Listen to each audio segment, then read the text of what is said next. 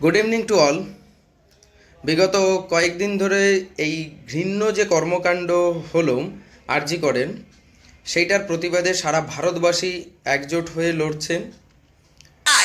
কিন্তু নিরাপত্তাটাই বা কোথায়? আর এত বড় একটা অন্যায় একটা সরকারি প্রতিষ্ঠানে হয়ে গেল, তার অপরাধীই বা কোথায়?